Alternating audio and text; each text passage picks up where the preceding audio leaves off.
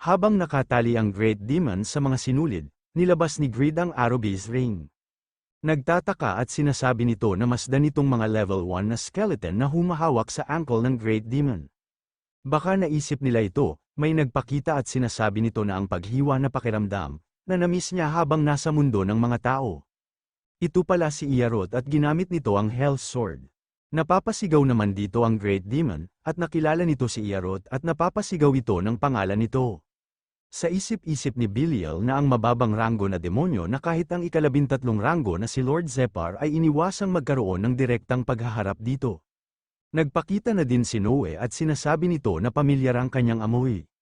Nagtataka at nagulat naman si Belial at sa isip-isip nito na ito ay isang Memphis. Ang pinakamalakas na beast sa bingit ng pagkalipol na itinaas lamang ng mga Panginoon na nasa rank na sa 20 o mas mataas. Nalilito at hindi makapaniwala, at sinasabi nito na ang bastard na ito, ano kaya ang kanyang identity? Biglang na lang may bumagsak sa kalangitan, at bumagsak ito sa Great Demon at napapasigaw ito.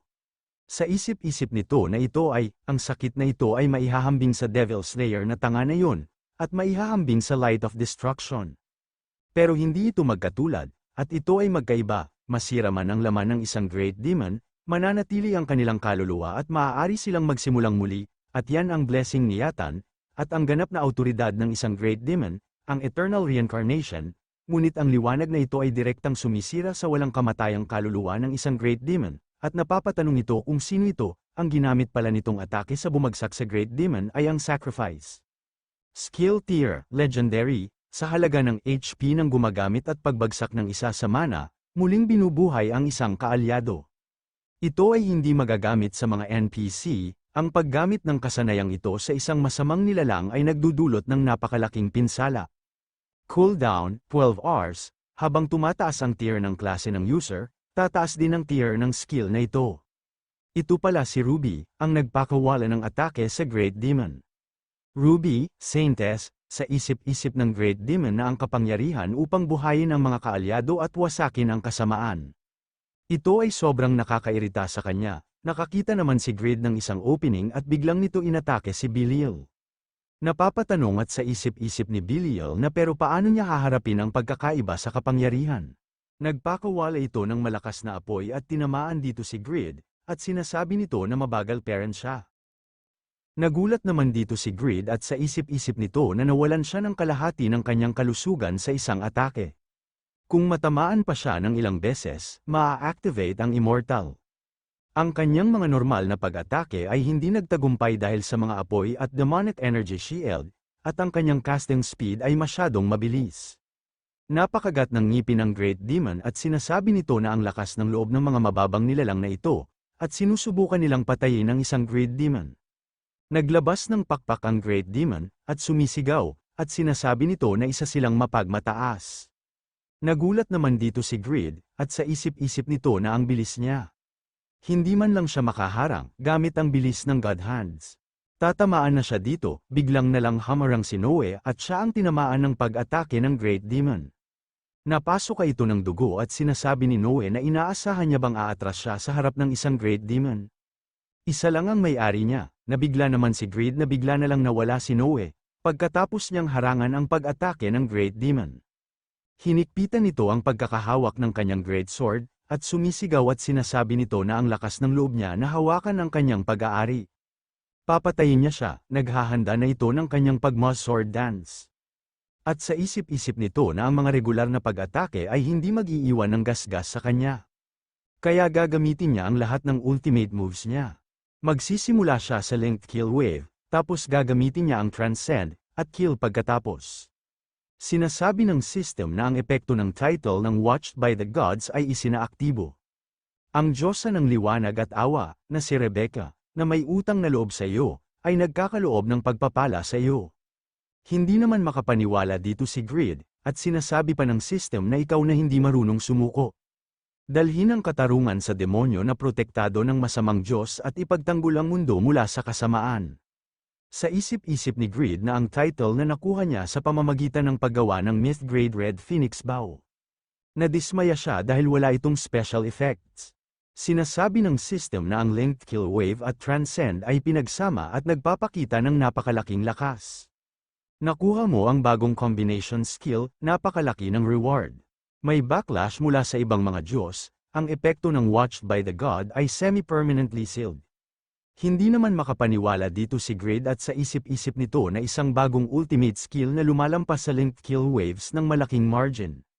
Sinasabi ni Grid na seal o kung ano paman, kung makatama ang kasanayang ito, wala nang ibang mahalaga. Pinakawalan na ni Grid ang kanyang atake na Linked Kill Wave Transcend. Sinasabi ng system na ang Linked Kill Wave Transcend ay umaatake sa target ng 7 beses gamit ang Linked Kill, upang madil ang 1,500% ng iyong attack power. Kung 4 o higit pang mga Linked Kill ang tumama sa target, ang damage per hit ng Linked Kill ay tataas ng 200% at ang sword energy ng wave ay ipapatawag. Ang sword energy ng wave ay nagbibigay ng 500% ng iyong attack power sa 5 metrong radius sa paligid ng target. Ang mga target na apektado ay nawawala ng 60% ng kanilang movement speed sa loob ng 30 segundo. Matitiyak din na tatamaan sila ng sword energy ng Transcend na kasunod. Binabaliwala ng sword energy ng Transcend ang 80% ng depensa ng target at nagdudulot ng damage na katumbas ng 1,800% ng iyong physical attack power.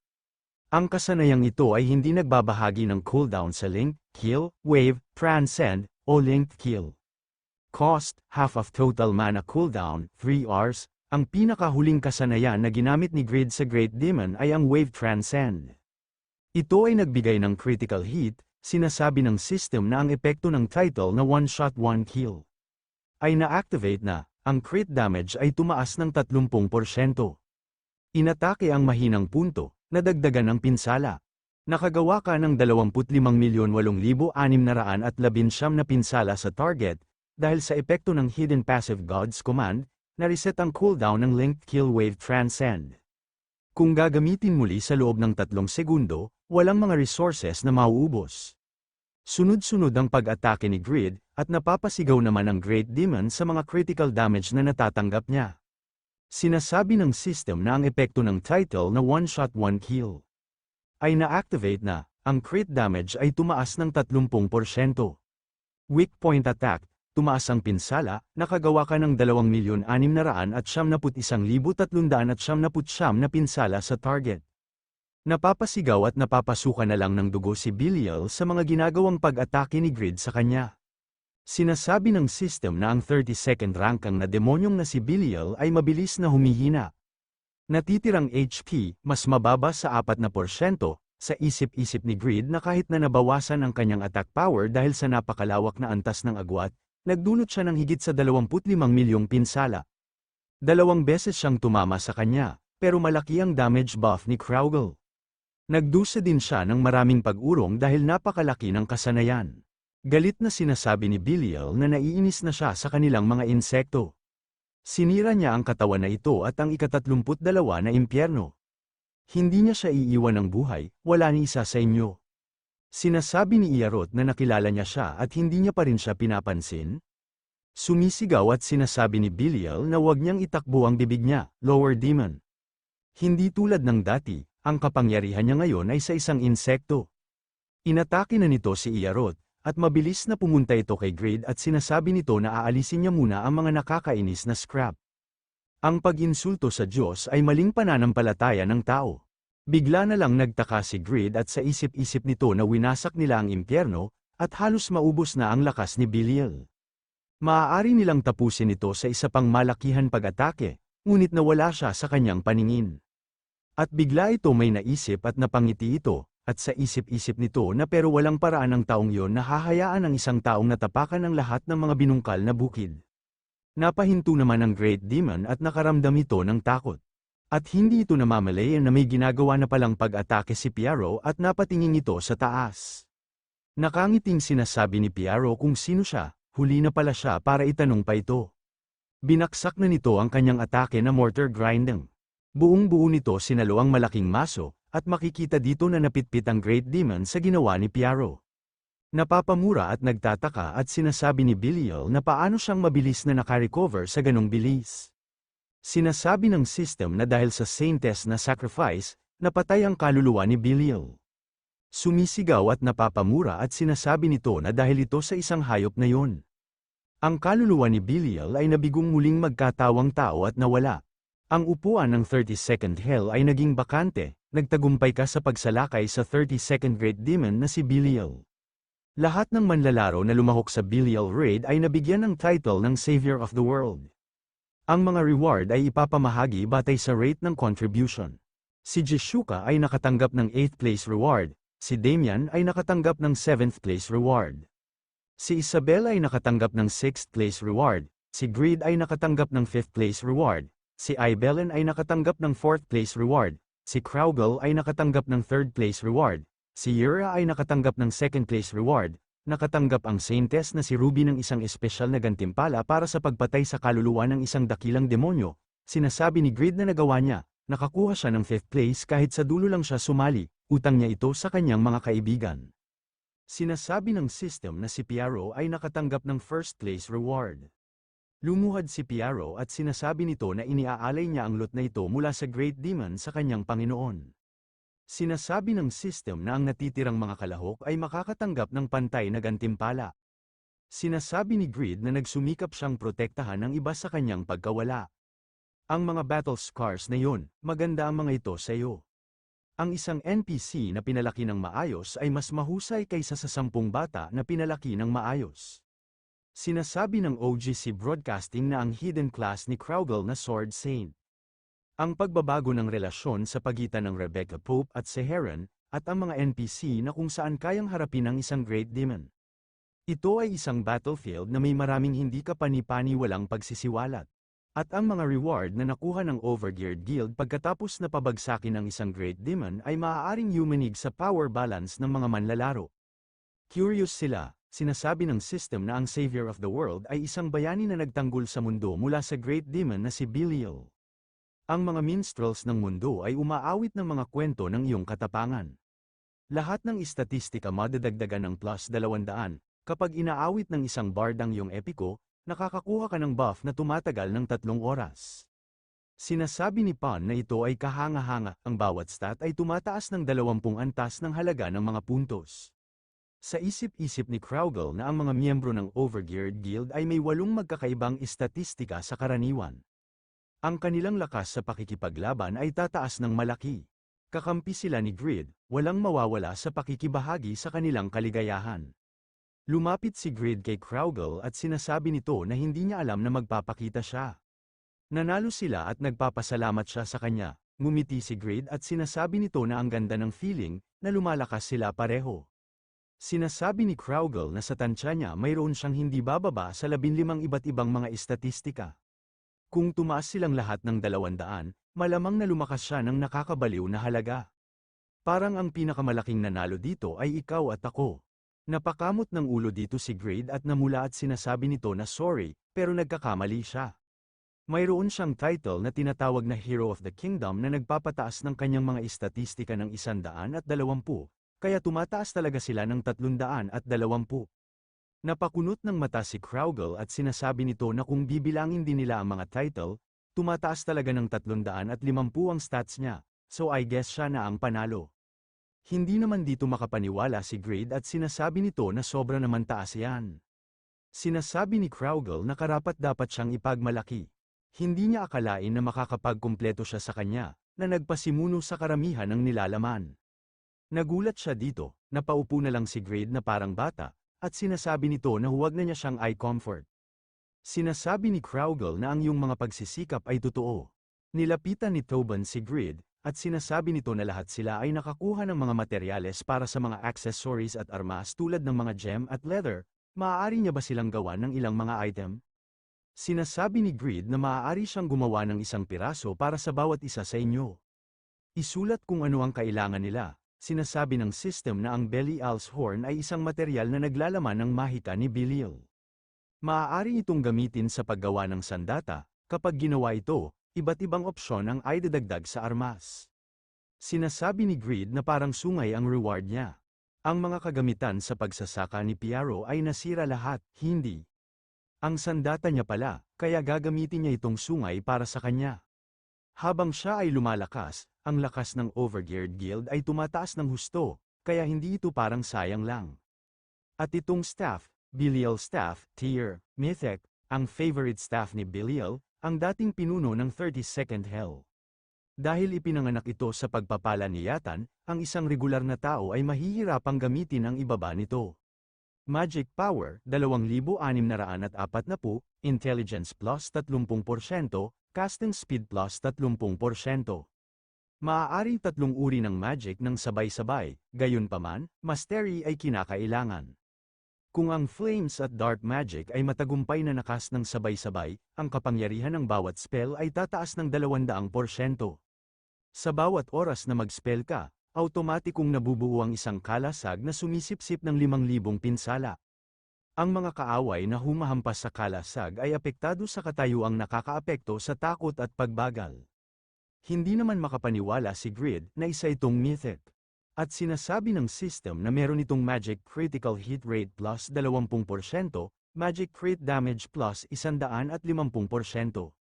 Ang passing skill na Belial Authority ay nabuo. Ang Belial Authority ay tumaas ng 200% ng mana recovery rate habang sa impyerno, lahat ng spell cooldown ay nababawasan ng 30%. Paghihigpit sa paggamit, First Ranked Black Magician, o Archmage. Bigla na lang lumitaw si Bram at sinasabi nito na sa kanya na lang yan. Bumubulong naman si Grid at sinasabi nito na tahimik siya sa buong laban, pero lumabas siya kaagad nang may lumabas na magandang item.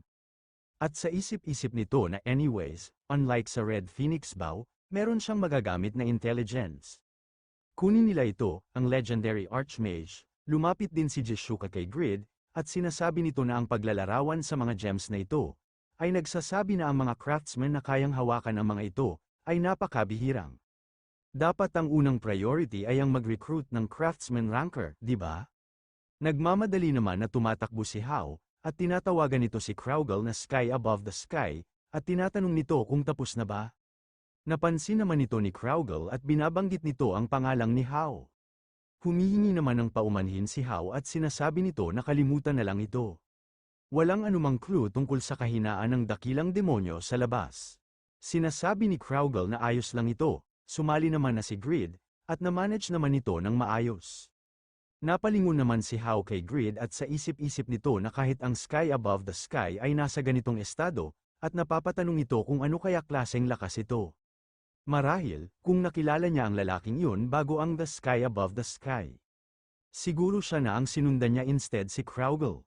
Sinasabi ni Hao na bagamat wala silang nakitang anumang clue, tila isang daluyan ang mahalaga para bumaba ang isang Great Demon. Ang mga clue ay malamang na nasa loob ng Reinhardt. Napalingon naman si Grid kila Hao at Kraugle, at naririnig nito ang kanilang pinag-uusapan, at may bigla ito naisip, napangiti na lang ito at sinasabi nito kay Jeshuka na huwag siyang mag-alala. Jeshuka, ito ay nagtatrabaho ng mabuti, may madaling paraan para mang-alap ng talentong tao, sa sandaling mahanap nila ang clue, lahat ay mahuhulog sa lugar. Ibagsak nila ang bastard na nagpatawag ng demonyo at lumikha ng buong gulo. Ganyan ang simula. Buuin na nila ang kanilang bayan. Kung nakarating ka na sa video na ito, pakipindot naman ang like button, at kung maaari, bigyan niyo po ako ng super thanks. Maraming salamat po.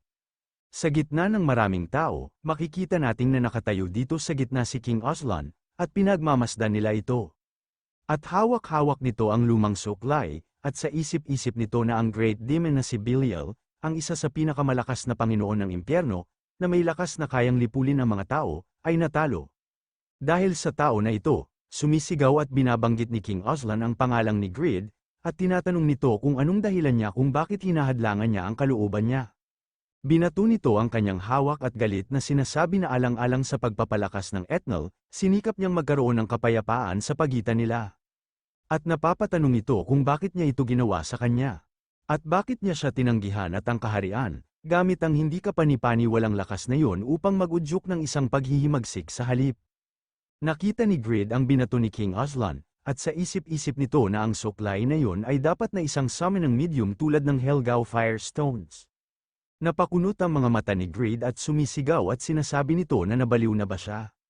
Siya, na maling nag-akusa sa kanya ng pagpatay, at tinatanong pa nito na gusto niya pang makipagtulungan silang dalawa. Isang taong nagsagawa ng fratricide para sa kapakanan ng korona, at nagpapanggap na siya ang biktima. Mainit na basura yan, sumisigaw at sinasabi ni King Aslan na ano. Iyan ay kabastusan, siya ang hari ng lupain na ito. Sinasabi ni Greed na kahit na hindi siya gumawa ng anumang gulo, ang pagluhod sa harap niya ay hindi maiiwasan. Dahil alam niyang hindi kayang bigyang kasiyahan ng kaharian na ito ang kanyang mga ambisyon noong araw na tumanggi siyang manumpa ng katapatan. At higit sa lahat, isa siyang bastos na ginamit ang kanyang mga mamamayan bilang sakripisyo sa kabila ng pagiging hari. Hindi niya hahayaang hawakan niya kahit isang buhok sa ulo ng mga taong ito. Bayaran niya ang lahat ng kanyang kasalanan, Aslan. Inatake na nito ni Greed, pero mabilis na hamarang si Sir Chuxley para harangan ang atake ni Greed papunta kay King Aslan. Sinasabi ni Sir Chuxley na ang sword ng Etnal, na nanumpa na protektahan ng hari, ay nabubuhay pa. Sa isip-isip ni Sir Chuxley na kahit pa ang kanyang protektahan ay ang pinakamasamang hari. Nag-alala naman dito si Sihi at sinasabi nito na opa. Pinigilang naman ito ni Piaro at sinasabi nito na upang maglaman ng isang dragon, ang isa ay dapat maging langit. Huwag makialam sa laban ng Panginoon, sa isip-isip ni Greed na ang pinakamahusay na swordman ng Etnal, at ang pinakatapat na pinangalanang NPC. Siya ang taong kailangan niya, sinasabi ni Greed na kung ito ay isang panata na protektahan ng isang hari na tulad nito, puputulin niya ito para sa kanya. Umatake na si Greed at ginamit nito ang Linked Kill Wave. Sword of Ancision, nagtaka naman si Greed na nablock nito ang Linked Kill Wave. At bigla ito nag-counter-attack at tinamaan dito si Greed. At tinamaan ito sa kanyang mukha, nagtataka at sa isip-isip ni Greed na nawala ang 10% ng kanyang kalusugan sa isang atake. Hindi ito ang parehong skill na kinaharap niya noong nasa Riden. Hindi ka panipaniwala ang bilis ng paglakas niya, biglang may napansin kakaiba si Sir Chuxley. At sa isip-isip ni Greed na isang pambihirang depensa na hamarang sa isang ultimate moves, bilang mga galaw ng assassin na kahit ang restraint ay hindi mahuli, at napakaraming mapanirang kapangyarihan upang tumugma. Nag-cast na pala si Greed ng kanyang time bomb, at sumabog na ito at napapasigaw dito si Sir Chuxley. At sa isip-isip nito na ito ba ang kakayahan ng isang taong nagsanay na protektahan ang hari anumang oras. Nagpakawala na si Greed ng sunod-sunod na atake, at gamit ang time bomb, at gamit nito ang bago nitong magic staff at sinasabi nito na mukhang mahihirapan siyang talunin siya gamit ang espada. Kahanga-hanga siya Chuxley, at sa isip-isip ni Greed na ang kanyang magic power ay naboost ng isang mythic rank staff at mga title, kaya hindi dapat magkaroon ng paraan para kaya niyang harapin ito. Gumamit si Sir Chuxley ng King Shield para harangan ang mga ginawang atake ni Greed. At mabilis pumunta si Greed sa likod ni Sir Chuxley, at pinalitan nito ang kanyang staff ng sword. Naharangan niya naman ito, pero mabilis nitong ninlipat sa katawan ni Sir Chuxley ang atake nito, at tinamaan na ito, at napasok ito ng dugo. Nagulat naman dito si Sir Chuxley, at sa isip-isip nito na ang bilis. Ang paggamit ng magic, mga pagbabago sa armas, at paggamit ng mga ito. Wala itong mga limitasyon, hindi man lang niya ginagamit ang mga gold hands niya. Pinipigilan niya siya ng kanyang pure skill, habang may natitira pang kalahati sa HP niya. Alam niyang hindi niya kayang pantayan ang lalaking ito. Pero ang kapalaran niya ay ipagtanggol ang kaharian at ang hari nito. Kahit hindi niya siya matalo, isasama niya sa impyerno ang mga kalaban ng kaharian. Sinasabi ni Greed na ito ay dapat na maganda, sa pagkakaroon ng luho ng pagiging handa para sa kamatayan. Hindi niya ba naririnig, ngayon na pangtangto ni Sir Chuxley, at bigla itong napahinto at napatahimik sa mga hagulgol ng mga mamamayan. Sumisigaw at sinasabi ng mga mamamayan na patayin ang hari. Pinatay niya ang kanilang mga anak, ang tao na yan, ay hindi hari. Ibalik niya ang kanilang mga anak, ang kanilang hari ay patay na. Ibalik nila ang kanilang pamilya, sinasabi ni Greed na ang lahat ng mga taong naniwala sa kanilang hari ay itinapon. Alam niya ba talaga kung ano ang eksaktong kailangan niyang protektahan? Napaluhod si Sir Chuxley at sa isip-isip nito na sa ngalan ng tungkulin, hindi niya naisip ang labas ng kanyang mga responsibilidad at nakatutok lamang sa hindi nagdudulot ng kahihiyan sa kasaysayan ng kanyang posisyon. Ang katahimikan niya na napakaginhawang hinang ay nagbaon na ng hindi mabilang na mga iyak. Ganito na lang ba kabigat ang espadang ito? Lumapit si Piaro at dala nito ang dating hari at sinasabi nito na dapat nilang hulihin ang taong ito. Sinasabi ng system na ang moral ni Aslan ay bumagsak. Ikaw bilang Aslan, may awtoridad na parusahan siya. Nawala ni Aslan ang absolute protection passive na naa-apply sa King NPC. Babala, kung ipapatalsik mo o i-execute si Aslan, ang pagkawala ng linyang maharlika ng Etnal ay magpapagulo sa kaharian. Ito ay lubos na makakaapekto sa pampulitikang tanawin ng kontinente. Isang mahirap na kapalaran ang maghihintay sa iyo. Sinasabi ni King Aslan na sa likod niya ay ang pinakamalakas na kontinente, ang Saharan. Ito ay hindi isang lugar sa isang immature cubs tulad niya na hindi kayang ma-handle. Sinasabi ni Greed na sila ay isang kaaway, ang ibig sabihin ay palayasin na. Hindi nila iniiwasang makipagsagupaan sa mga kaaway na dumarating sa kanila. Hindi naman makapaniwala dito si King Aslan, at napatulala na lang ito sa tapang ni Greed. Sinasabi ni Greed na ang iyong kaparusahan ay ang magpapasya ay ang mga taong ito, kung sino ang iyong sinaktan. Ibigay si Aslan sa kanyang mga mamamayan, sa isip-isip ni King Aslan na naniniwala siya na maaari niyang tahimik na itaas ang lakas ng Etnal sa anino ng imperyo, habang pansamantalang sunod Sonyeran, at isang araw ay gawing imperyo ang Etnal. Gayunpaman, ang kanyang pangarap ay nabasag ng isang bagong Panginoon na wala man lang bahid ng takot sa kanyang mga mata. Ang bagong panahon para lamang sa mga iyon, na kayang humarap ng walang takot. Patawad aking ama, napapasigaw na lang si King Aslan sa ginagawa sa kanya ng kanyang mga mamamayan. At walang tigil nila itong binato hanggang ito ay mamatay. Napapasigaw na lang ang mga ito sa sobrang galit nila. Sinasabi ng system na si Aslan ay namatay na, matagumpay mo na nakuha ang Reinhardt. 356,931 ng mga mamamayan ng Reinhardt ay nagpasya na sundin ka bilang kanilang Panginoon. Sinasabi ni Greed na siya si Greed, yayakapin ang mga tao ng Reinhardt at ang kanilang sakit na nararamdaman sa kanilang mga puso. Mula ngayon, uupo siya sa trono ng Etnal, excited na si Lawel at sa isip-isip nito na ang tagal niyang hinintay ito. Sa wakas, ang sandali ng mahusay na gawain, sumigaw, aking Panginoon. Sinasabi ni Greed na ang pangalan ng bansa na ito ay magiging Overgeared Kingdom, at siya ang Overgeared King. Sumisigaw at sinasabi ng OGC Broadcasting na isang pagtatag. Ito ay isang pagtatag, ang unang kaharian na itinatag ng isang manlalaro. Ang landas ng paggawa na tinahak ni Greed, na kinutya dahil umasa sa mga item sa halip na kasanayan. Sa dulo ng landas na iyon, isinilang ang unang kaharian na pinamunuan ng Clayer. Ang simula ng pinakamalakas na kaharian ng Satisfy, kung saan lalakas ang mga sundalo at sibilyan sa pamamagitan ng pagiging overgeared, parang nawala ng lakas si Lawel na umalalay kay Greed this whole time sa harap ng proclamation na ito, nadismaya naman si Lawel at napaluhod ito. At sumisigaw at sinasabi nito na Overgeared Kingdom, ginawa niya ba ang pangalang yun sa iyong pagtulog, nakikiusap siya na palitan niya ang pangalang nito, ng The Darkness of Infinite Destiny Kingdom, ngayon na. Nilapitan ni Greed si Lawel, at sinasabi nito na ngunit ito ay dahil sa pagiging overgeared, na maaari niyang makilala ang lahat at mamuhay ng isang bagong buhay.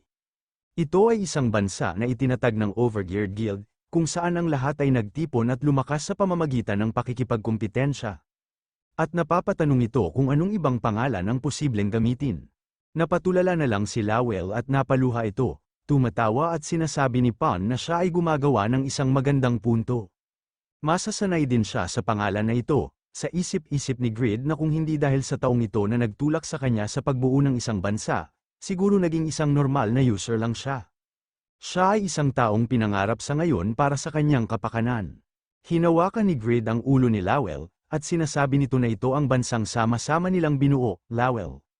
Sabay-sabay nilang pangunahan ito, napaiyak naman si Lawel sa sinabi ni Greed na magkasama sila bubuo ng bansang ito forever. At sa isip-isip nito na magsasama sila forever, ang mga salitang iyon lamang ang gumising sa puso at kaluluwa niya.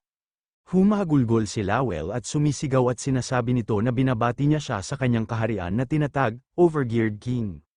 Kung mamamatay ang katawang ito at may panganak muli, maging sa susunod niyang buhay, iaalay niya ang kanyang kaluluwa at puso sa iyo magpakailanman. Sinasabi ni Greed na isa itong bata na panunumpa, saan napunta ang iyong mga taon? Galit na sinasabi ni Lawel na nanggagaling ba yan sa bibig ng isang taong nagpangalan lang sa kanilang bansa ng Overgeared Kingdom? Ang araw na nakaukit ang pangalan ni Greed sa kasaysayan ng kontinente, na wala ang kanilang sentro, ang mga nakakalat na labi ng Etnal ay nagkaroon ng desisyon na dapat gawin. Sinasabi ni Marquis Time na hindi niya akalain na ang pumatay kay Prince Ren ay si Aslan. Tama ang sinasabi ng kanyang son-in-law, sigurado siya na malulungkot ang mararamdaman ng yumaong hari. Grabe ang nararamdaman niya para sa kanya, sa sinabi niya, hindi ngayon ang oras para magdalamhati. Para sa isa na lumabag sa monarkiya, ang mga nakakalat na labi na nagniningas sa sama ng loob ay malapit ng maging banta. Itataya niya ang lupaing ito, isang lugar na laging pinuprotektahan ng kanyang pamilya, ng kinabukasan ng batang hari. Sinasabi ni Marquis Time kay Leyden na ipaalam sa lahat na ang hilaga ay susunod kay Haring Greed. May nagsasalita at sinasabi nito na kung kailangan niya ng repair, halika dito. May sumisigaw at sinasabi na hoy, banda dyan, magpadala ng mga tirang materyales sa kanluran. Galit na sinasabi ni Greed na nagkakahalaga ng 60 milyong ginto para magsimula ng isang kaharian. Ito ay 72 billion Korean won, sinasabi ni Lowell na wala na silang magagawa. Ito ang huling kondisyon na dapat matupad pagkatapos magkaroon ng 3 pangunahing lungsod at 100,000 mamamayan. Sinasabi ni Greed na ninanakawan siya ng mga baliw na SA bastards na yan, at binabalita siya araw-araw. Tumatawa at sinasabi ni Tobin na hindi ganoon kabigat ang kabuuan para sa mga nangungunang ranggo. Kailangan lang nilang pagsamahin ang kanilang mga pera, kaya huwag siyang mag-alala. Sinasabi ni Lowell na hindi ito pwede, nirerekomenda niya na siya mag-isa ang magsolusyon ng problema na yan, my lord. Nabigla naman dito si Greed sa sinabi ni Lowell, at sinasabi nito na ano. At napapatanong ito kung saan siya kukuha ng pera. Babayaran niya silang lahat kapag nakolekta niya na ang mga buwis, kaya nakikiusap siya na tulungan niya silang lahat. Sinasabi ni Lowell na kung ang mga founding shares ay watak-watak at ang impluensya ng Panginoon ay hamina, ang anumang pagkakataon na kumita ay haantong sa kaguluhan. Upang maiwasan ang anumang mga potensyal na isyu, mahalagang magtatag ng kontrol sa sentral na awtoridad at mga founding share. Sinasabi ni Greed na kahit maghukay siya sa lahat ng pag-aari niya, mayroon lang siyang 20 bilyong won, bagaman. Dapat ba siyang magsimulang magbenta ng mga ad slots sa merkado? Sinasabi ni Lowell na ito ay hindi isang masamang ideya, ngunit sa mga unang yugto ng pagtatatag ng isang bansa, kailangan niya munang unahin ang panloob na paglago. May masamang titig si Lowell at sinasabi nito na ang tanging sagot ay mag-grind. Ang magandang gawin niya ay pumunta siya sa smithy at magsimulang gumawa ng mga item. Maaari niyang lutasin ang mga problema sa pera, kapangyarihan, at kasanayan, at manatiling tapat sa kung sino siya. Napapamura at sa isip-isip ni Greed na naging hari lang siya ng isang bansa at kailangan niyang magsimulang mag-grind muli. Tumagal siya ng 2 taon para lang mabuo ang yaman na mayroon siya ngayon. At karamihan sa pera ay mula sa kita sa broadcasting, kaya ilang libong taon ang aabutin upang makakuha ng 50 bilyon. Nawalan ng gana si Greed at napayuko, at sinasabi nito na anong klaseng buhay ito. Sa isip-isip ni Lowell na magtiis ng mas matagal, mas mapapalaki niya pa ang kanyang halaga. Tinawag ni Jeshuka si Lowell at sinasabi nito na narinig niya ang balita.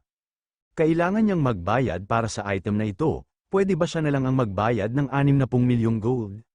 Sinasabi ni Lowell na yan ang baw kahapon, ito ay tiyak na kamanghamanghang, ngunit hindi ba't masyadong mahal para bilhin ito sa ganoong presyo?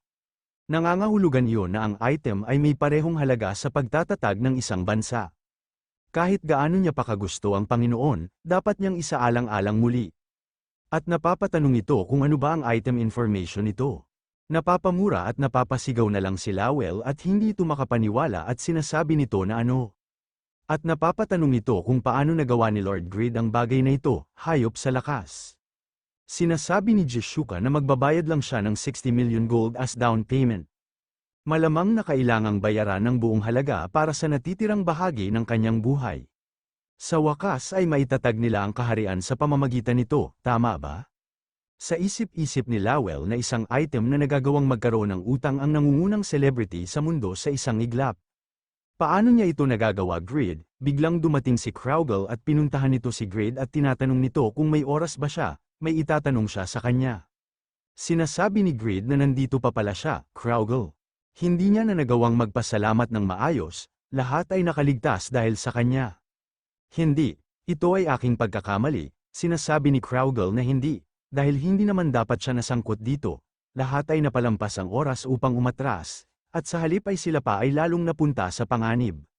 Sinasabi ni Greed na ito ay kaawa-awa para sa tinatawag na Supreme One, para humingi ng tawad sa mga ganyang bagay. Hindi ba siya nagsasawa sa pagiging humble? Sinasabi ni Crowgle na maiba sila. Hindi niya akalain na gumamit siya ng parehong kasanayan ng 2 beses sa isang hilera laban kay Belial. At napapatanong ito kung nakuha niya ba ang God's command? Sinasabi ni Greed na alam niya ang God's command, alam niya talaga ang lahat. Sinasabi ni Kraugle na dumaan din siya sa 7 Evils episodes, kaya kumukuha siya ng mga kaugnay na impormasyon. Tinatanong ni Greed kung ano ang 7 Evils episodes. Nagtataka at sa isip-isip ni Kraugle na hindi niya alam ang 7 Evils episodes. Nawalan siya ng masabi, ibig sabihin nagkataon lang na nakuha niya ang God's command. Unpredictable talaga siyang tao, ang daloy ng Satisfy ay talagang umaalingaw sa kanya hanggang sa ganitong lawak. Sinasabi ni Kraugle na ang 7 Evils episodes, ito ay may kinalaman sa kasaysayan ng 7 kontrabida na nakatanggap ng pabor ng mga Diyos, bago sila bumagsak. Habang dumadaan siya sa mga episode, nakakakuha siya ng mga pahiwatig tungkol sa kanilang pinakamalakas na kakayahan, ang 3 attack passive, 3 defense passive, at isang corruption passive. Tina-target niya ang Sky Slash, na isa sa 3 attack passive, tulad ng God's commands, ngunit ang pag-unlad ay masyadong komplikado. Kaya hindi niya makuha, pero kung paano niya nakuha ang isa, posibleng makuha din ni Agnes at Ares ang mga gusto rin nila.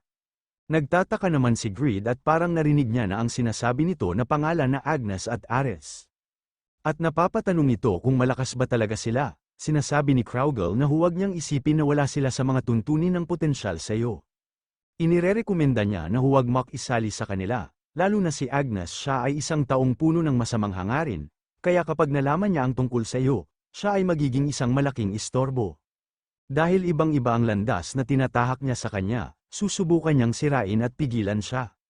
Siya ay isang taong bumangon mula sa wala, tulad nilang dalawa. Ngunit sa halip na lapitan ang buhay na optimistically tulad niya, siya ay isang taong nakakadena ng kanyang nakaraan at sinasamantala ang kanyang kapangyarihan.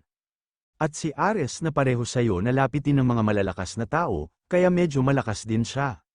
Kung magiging kalaban niya siya sa talentong nahanap niya sa tabi niya, baka mapahiya lang siya, kaya mag-ingat siya dito. Pero sa huli, siya pa din ang magdedesisyon kung ano ang gagawin at pipiliin niya. Anyways, dahil nakita niya na ang sagot sa kanyang curiosity tungkol sa God's command, kaya pwede na siyang umalis. Nagpaalam na si Kraugle kay Greed at sinasabi nito na kailangan niya ng kumain kasama ang kanyang nanay. Sinasabi ni Greed na teka lang at napapatanong ito kung mas malakas ba sa kanya si Agnes at Ares. Sinasabi ni Kraugle na sa ngayon, malamang, ngunit nagsusumikap siyang maging pinakamalakas muli. Sinasabi ni Greed na ang tanging first place sa kanya ay siya, kaya huwag niyang hayaan ang ibang mga tao na makahadlang at magpatuloy sa karera. At ipaalam niya brother kung ano man ang dumating, sa isip-isip ni Kraugle na instinct ba niyang nalalaman ang kanyang susunod na kaaway, kahit na walang anumang impormasyon. Sinasabi ni Kraugle na pero mas matanda siya sa kanya ng 2 taon, kaya tratuhin niya siya ng may paggalang kapag nagkita sila sa susunod na battlefield. Sa isip-isip ni Kraugle na number 1 competitor niya din siya, Greed. Kung nakarating ka na sa video na ito, pakipindot naman ang like button, at kung maaari, bigyan niyo po ako ng super thanks, maraming salamat po. Sa Fortress City, sa Borneo, may sumisigaw at sinasabi nito kay Katz na napatay niya si Suran. Ibigay niya sa kanya ang reward na ipinangako niya. Sigurado siya na hindi magdadahilan ng anak ng number 1 conglomerate ng Japan. At sinasabi ng iba na nakapatama siya ng critical, at ang kaibigan niya ay nakapatama ng 12 na critical. At batid ng iba nakapatama sila ng huling hit kay Suran. Napasandal si Kat sa isang poste, at tumatawa at sinasabi nito na tignan nila itong mga gahamang baboy. Ganap nilang sinira ang isang tao para lang kumita ng kaunting barya. Sobrang nakakatawa ito, tulad ng inaasahan, ang nakatuon sa pera ay hindi kailanman magiging masaya. Sa bagay, silang lahat ay naghirap, kaya ipadala sa email ng sekretary niya yung mga video ng patama ninyo kay Suran. Nakasulat sa profile niya, sa format ng video ng Diamond Capsule, dapat madali itong ma-verify, kaya agad niyang ililipat ang pera pagkatapos. Nagulat naman ang lahat sa sinabi ni Katz na kailangan ng video. At sinasabi ng naka-brown na buhok na ano, at napapatanong ito kung paano sila maaaring mag-record ng isang bagay sa magulong battlefield na ito. Sinasabi ng naka-gray na buhok na oy, Katz, isang standard capsule lamang ang may sapat na memory para magpatakbo ng laro. Ang isang diamond capsule ay nasa $1.3 million. At paano nila ito magagawa? Nangungutya naman ang mga mata ni Katz at sinasabi nito na wala silang diamond capsule, at napapatanong ito kung bakit. Kung hindi niya makonfirm, paano na lang niya siya padadalhan ng pera? Sumisigaw naman ang lahat, at sinasabi nila na Napatingin naman ang naka-gray na buhok sa broadcasting at sinasabi nito na teka lang. Namatay na si King Aslan, at nakuha na ng Overgeared Guild ang Reinhardt. Nagulat naman dito ang naka-brown na buhok, at sinasabi nito na ibig sabihin, malapit nang magpunta dito ang mga support troops. Minumura naman ang isa si Katz, at sinasabi nito na sinusubukan niya lang sila gamitin sa simula pa lang. Sumisigaw at sinasabi ng naka-blue na damit na isa siyang piraso ng tae. Sa kanya na lang ang kanyang yaman, lahat ng units, umatras na sila. Nagtataka naman dito si Katz at sinasabi nito na hindi man lang sila kumuha ng pera at umalis na lang. Well, mula sa perspective, pinrotektahan niya ang Borneo, kaya natupad niya ang kanyang misyon. Sinusubukan niyang makaramdam ng isang bagay sa pamamagitan ng paghahagis ng pera sa paligid, ngunit ito ay isang pagbabastos. Greed, bastard talaga siya, gumawa talaga siya ng overgeared country. Gusto niya talaga maging main character, sa Reinhardt. Busy ang mga mamamayan sa pag-aayos ng Reinhardt, sinasabi ni Lowell na ang mga kaluluwa ng kanilang mga nakaraang buhay ay nanunood. Ilagay ang bawat brick sa pawis ng iyong mga pagsisikap. Sinasabi ni Chris na may middle schooler syndrome pa rin si Lowell. Batid ni Zircon na gayunpaman, kapag naitatag na ang bansa, siya ay magiging isang tao na ang awtoridad ay pangalawa lamang sa hari, ang Prime Minister.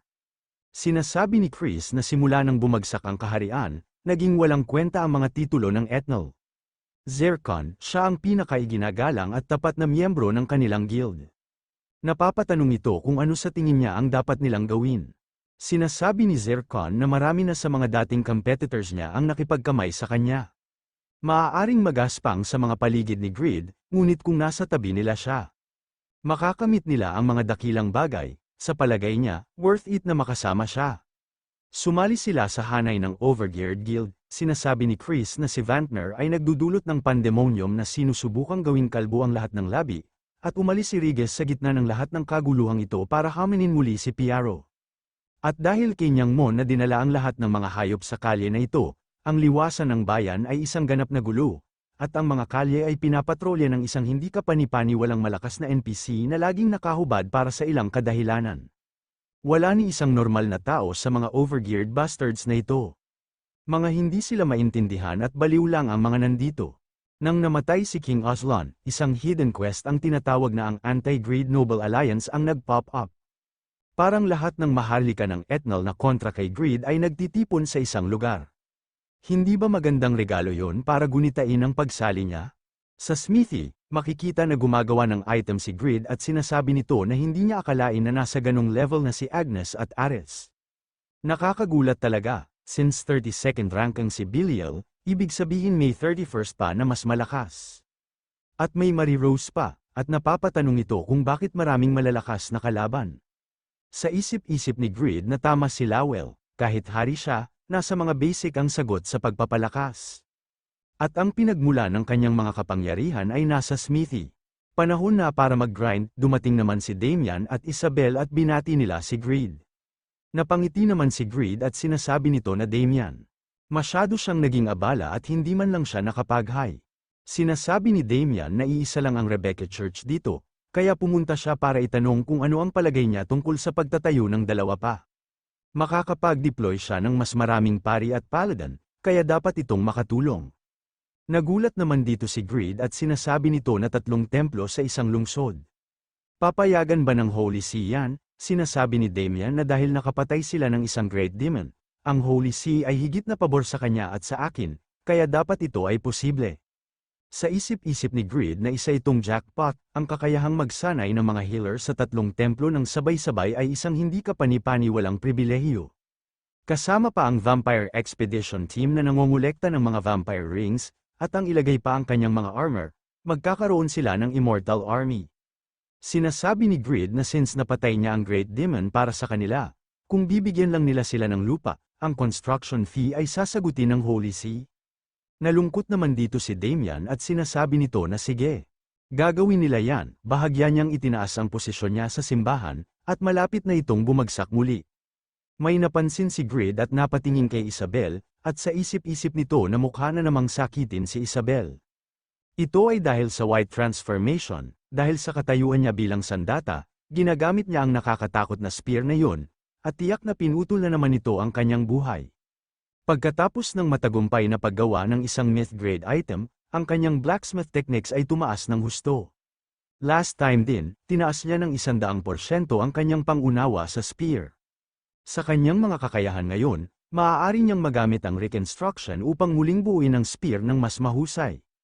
Sinasabi ni Grid na dahil marami na siyang natatanggap na tulong mula sa inyo, dapat din nila ibahagi ang kanilang kaligayahan. Bigay niya sa kanya ang life spear, aalisin niya ang mga side effect ng white transformation.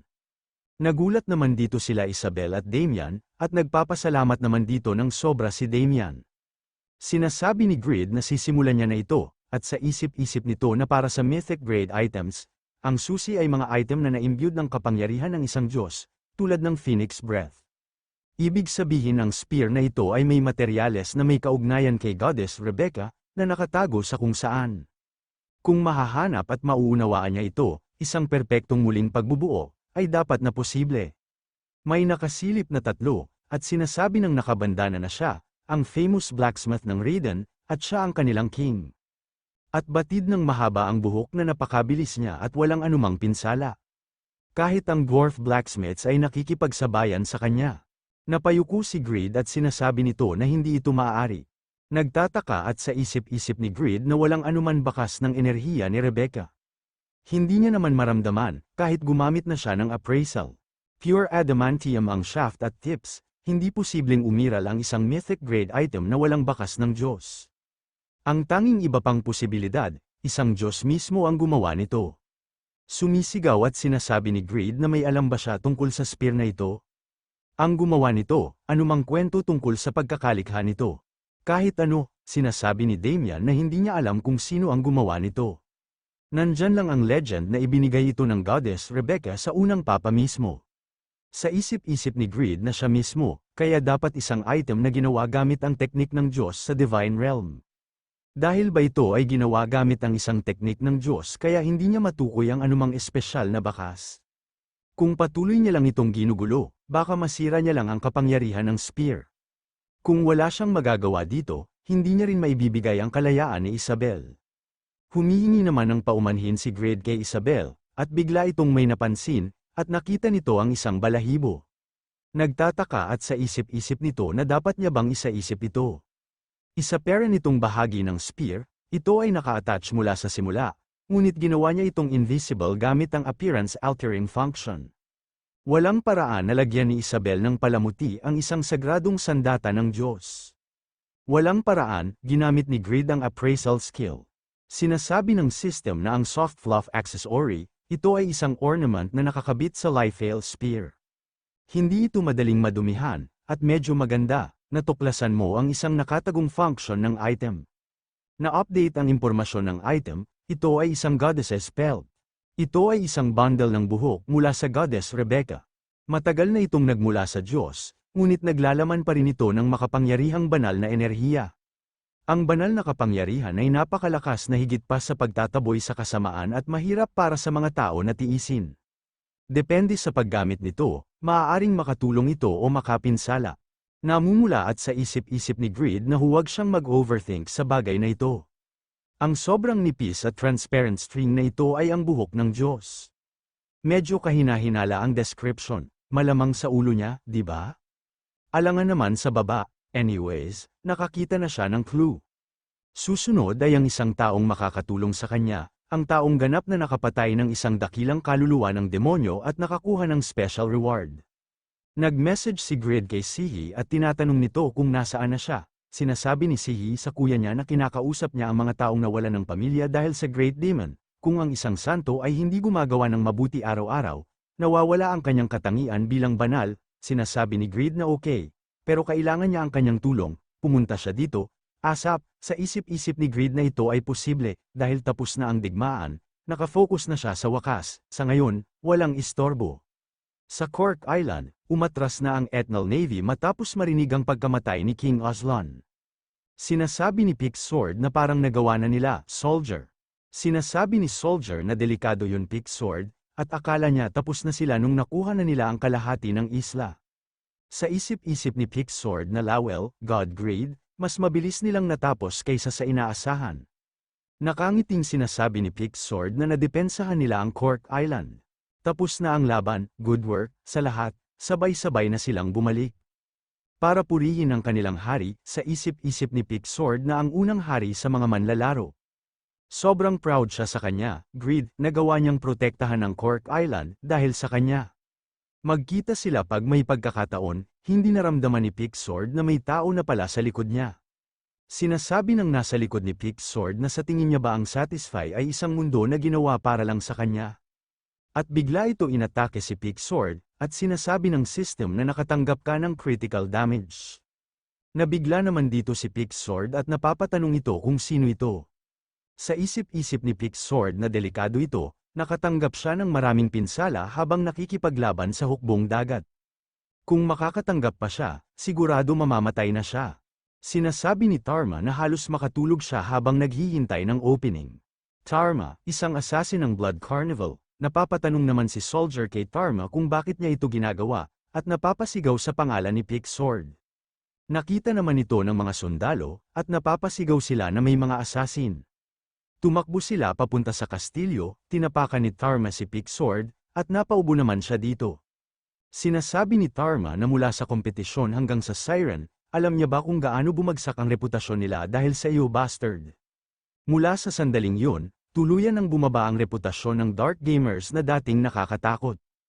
Kung gusto nilang magtanim muli ng takot, kailangan niyang dalhin ang ulo niya sa kanya. Sana maintindihan niya, Pick Sword, napapamura naman si Pick Sword sa ginagawa ni Tarma sa kanya. Inatake na ni Tarma si Pick Sword at sinasabi ng system na namatay ka na. Nawalan ka ng 33.1% ng iyong karanasan, bumaba ang level mo. Ang iyong 10 pinakakamakailang na invest na stat point ay na-withhold. Na-drop mo ang item na Ideal Longsword, napapasigaw naman ang isang sundalo at binabanggit nito ang pangalan ni Pick Sword. Sinasabi ni Tarma na tanggalin ng maliit na fry habang nagwawalis sila sa islang ito. Wawasakin nila ng buo ang Cork Island at buburahin ang anumang bakas ng iyong pag-iral. Mawawala sa iyo ang lahat ng pinaghirapan niyang binuo, Overgeared Guild. Ang mga bond at relasyon na binuo ng 2 bilyong user. Ang araw na itinaas ang watawat ng tagumpay, ang malupit na katotohanan ng mundo, kung saan ang mga pakinabang at pagkalugi ay magkapares, ay nagsimulang magpabigat kay Greed at sa Overgeared Guild. May nasa taas ng bundok at napapatanong ito kung ito ba ang Riden. Hindi ba ito ay isang desyerto na lungsod? Ang lahat ng nandito ay isang sakahan. Malamang dahil sa baliw na magsasaka na yun, at batid ng isa na nakakainis na hindi niya makikita si Greed. Kailangan niyang ibalik ang kanyang Ring of Absurdity. Ayon sa impormasyon, dahil ang kanilang top tier na puwersa ay nakakalat sa iba't ibang battlefield, may 1,000 mid-level, na level 100 lang ang mga sundalo na nagbabantay dito. Sinasabi ng nasa taas ng bundok na wala siyang pakialam kung ilan sila. Kung kakampi nila si Greed, mga bangkay lang sila sa harap ng mga mata niya. Kung magkakasama sila sa Siren, natapos na nila ang bastos na yan. Ito pala ang magkapatid na sila White at Black, at batid pa ni White na isipin niya na lang na lumuluha si Greed ng dugo at luha matapos mamatay ang kanyang treasured wife. Sinasabi ni Black na oo, ani, masusuklian nila ang sakit na natanggap nila ng 100 beses. Sinasabi ng matandang magsasaka na tingnan niya ito. Sinasabi niya sa kanya na maling pasture. Dapat gawin niya ito sa paraang natutunan niya kay Sir Piaro. Grabe talaga silang mga immortal, nahihirapan sila sa pagsasaka. Galit naman sinasabi ng player na oo, Mr. NPC, napalingon naman ang isang magsasaka sa dumating, at tinatanong nito kung sino ang mga taong ito. Sila ay 2 babae, at papunta sila dito, biglang nagsalamin ang kaninang matanda at sinasabi nito na nakaramdam siya ng killing intent. Dahil wala dito ang pangunahing puwersa, bahala na sila protektahan ang Riden. Maghanda ang lahat, nagtataka at sa isip-isip ng player na ang mga NPC ba ay lasing na gumagala rin. Manghang-mangha naman si Black sa nakikita nito, at sinasabi nito na medyo malaki ang farm nila. Kung hindi nila nakuha ang intel ng maaga, hindi niya malalaman na ito ay ang Riden, ani. Di ba disyerto ito, at napapatanong ito kung bakit ang daming magsasaka? Kakaiba ito, Sa isip-isip ni White na yun, kaunti lang ang mga bantay sa pader. Kaya ito ang perpektong timing ng pag-ambush. Tinawag naman ni Black si White sa pangalan nito, at napapatanong ito kung sino ang mga tao na yan. Sila ay mga mage at mga swordman, sila ay mga magsasaka at mga sundalo din. Nagtataka at napapatanong si White kung pinaghandaan ba nila ito ng maaga? Napapamura at sa isip-isip ni Black na ang guild na ito ay nag-set ng isang trap. Sa isip-isip ni White na ipapadala niya ang kanyang mga tao at kanyang asawa sa kanya ng bangkay. Tumatawa at sinasabi nito na screw intel, screw lahat. Patayin sila lahat, Black, may nagsasalita at sinasabi nito na yung Master Lord, panahon na para mag-farm siya. Sinasabi ni Lord na gusto niyang mag-aral ng blacksmithing. At maglaro ng assassin kay Master Chasm, pag-review ng swordsmanship ni Uncle Kraugle, at kahit ang pag-aaral ng divine power kasama si Damian, ito ay masaya, pero ang asarol lang ni Mr. Piaro ang mahirap. Napayakap si Lord sa isang babae, at sinasabi ng babae na ito'y isang direktang kahilingan na ibinigay sa kanila, sa mga Rebecca daughter candidates. Sinasabi ni Sir Stick na kailangan niyang mag-aral ayon sa iyong schedule para sa pinakamahusay na resulta. Umiiyak at sinasabi ni Lord na ayoko na. Gusto niyang humiga sa kondangan niya. Sinasabi ni Chasm na malapit na siyang maging prinsipe. Dahil kailangan niya ng dignidad, huwag siyang magpadala sa kanyang mga alboroto, sinasabi ng babae na naiintindihan niya. Sir Chasm, narinig niya ba ito yung Master Lord, Terra na, at pumunta na sila sa bukirin, ang araw na naglakas loob ang mga Hyannis na ilabas ang kanilang mga ngipin sa Overgeared Guild, isang 4 na anyos na bata, sakit sa maagang pag-aaral, ang binansagan na continent greatest genius ay malapit ng maghatid ng isang nakakagulat na makasaysayan sa mundo. Kung nakarating ka na sa video na ito, pakipindot naman ang like button, at kung maaari, bigyan niyo po ako ng super thanks, maraming salamat po.